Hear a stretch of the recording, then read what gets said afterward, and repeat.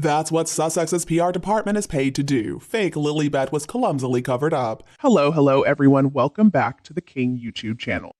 Many of us are in doubt as to whether or not Lilibet even exists.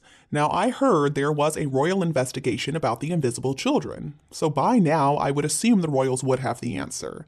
Now, from what I heard, it seems that they have proof that there in fact are no children, and I'm wondering when Charles is going to take the kids as well as Harry off the line of succession, because as far as I can see, that needs to be done. For me, one of the biggest red flags is the fact that the doctor who supposedly delivered Lilibet not only shut down her office all of a sudden in a single day, but also disappeared with Meghan and Lilibet's files. And this happened only a few days after I heard about the investigation. Up to this point, Meghan Markle refuses to do any DNA testing on the four of them or give any official documents. Which is understandable when you realize that she doesn't have any children because she was never pregnant. She never gave birth to those children from her own body, so of course she can't produce any documents that she simply doesn't have. Back when the children were supposedly born, Meghan and Harry still had Sunshine Sachs as their PR people, and they exaggerated. They lied when posting an article on the BBC claiming that Prince Charles had a meeting with Harry and Meghan's kids. Doesn't take a genius to figure out that article was planted by Scooby-Doo and it was proven to be fake. It is funny how the Sugars love to rant and rave about the British press, and then they will hang on desperately to one single article in one single newspaper as the absolute truth. This is, though, what Sunshine Sachs was paid to do. If you remember, there was a big backlash against Meghan and Harry, and details of revelations they were going to make in the Netflix docuseries were leaking. So Sunshine Sachs figured the perfect antidote to that negative publicity was to put some pictures of cute babies out. But in this case, it didn't really work out like they wanted it to, because the couple didn't release many photos for use, and thanks to the nature of their controlling images, you simply cannot release photos of children. So they just had to use some stock photos, and this is one of the reasons why people believe that Lilibet in fact doesn't exist. Now, another is all the fakery surrounding the kids. It's clear this never happened, at least not like they said it did. Lilibet has never come to the UK, and there should be a full police investigation into where these two invisible children are hidden because nobody ever sees them.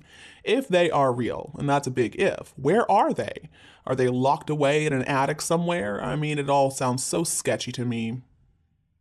And I'm sure you all recall that story they told about the late Queen sitting on the ground playing with Lilibet at age 96. The Queen. Oh yes, the same Queen who at that time couldn't even attend many of her Jubilee celebrations because she wasn't feeling well. At that point, her mobility was really not good. And then we're expected to believe that she was down on the floor playing with a 1-year-old child? I mean, come on. At least make your lies believable, Meghan and Harry. And there's no way that photo was taken in the UK. That day was cold. It was way too cold for a little girl to be wearing a thin summer dress. The palace has never confirmed any meeting of the royals with Meghan and Harry and their children. So my belief is it never happened. I'm guessing they weren't even in the UK. And what about that clearly photoshopped photo they released that was supposed to be from Invisibet's birthday party? I could only laugh when I saw that. I mean, in the mirror behind the people, nobody even had any reflections. Were they a bunch of ghosts? And all the lighting was different between the different people in the photo. The whole thing was so clearly fake. And they figured that making it black and white was going to be good enough to cover it up, but of course that didn't work. Mostly because Meghan Markle looked completely different. It's like she had undone all the plastic surgery that she had done recently. It doesn't work like that. And it was after that big mistake that they stopped releasing photoshopped photos, and instead they just decided to stick to photos of Meghan and Harry and their kids from far away. But this type of behavior is typical of them. Furthermore, the then Prince Charles, the late Queen, I mean whoever, no member of the royal family ever met those children, at least the real ones. If they even exist outside of Meghan Markle's imagination, that is. There has been no trace, though, of any child of Meghan and Harry's ever coming to the UK. They have to provide a list of everybody on the private plane coming in or going out of the UK, and they were not seen anywhere. They were not seen anywhere around Frogmore Cottage, and all the photos are of rented or borrowed children. The boy was Gavin Gringus, and the little girl was also borrowed. Now, her last name was Cord. I think her first name was Rebecca. Megan also released a photo of little August, claiming it was her child, which apparently really upset Eugenie and her husband. And I don't blame them. I wouldn't want to get caught up in Meghan and Harry's lies. I believe the royal family are never going to meet those kids until they're grown. They were born from a surrogate, and the family found out about this scam at some point, and I think they would have announced it from the beginning if Meghan Markle had not been playing her sick games. And I'm sure they would have loved those little children, they would have welcomed them with open arms, but instead they had to deal with this scam that was brought about by a couple of members of their own family. The Queen was an incredibly kind woman, but still, she didn't suffer fools gladly. Charles is also a very kind individual. Both would find this scam incomprehensible, and they would find the dishonesty disgusting. But I don't think they would have held that against the kids. Now, I do think they're probably disgusted at Meghan Markle's fakery, and I'm guessing they're in no rush to see her ever again. After all the rumors, after all the speculation, I mean, it would make a lot of sense for Meghan and Harry to produce some photos to support their story. But it is so weird how two loving parents who have passed comments about how stifled they were when they were growing up and during their few hours as working royals, and the effects on Harry being left behind when his parents were out on royal visits. Somehow, though, they don't see any problem with leaving their kids behind for weeks at a time. And they claim to be these advocates for green living and mental health, but clearly they're just a couple of hypocrites.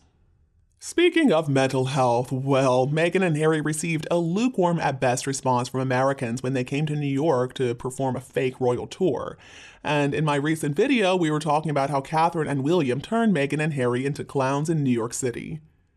In that video, I talked about how Prince William and Catherine held a panel on World Mental Health Day in Birmingham.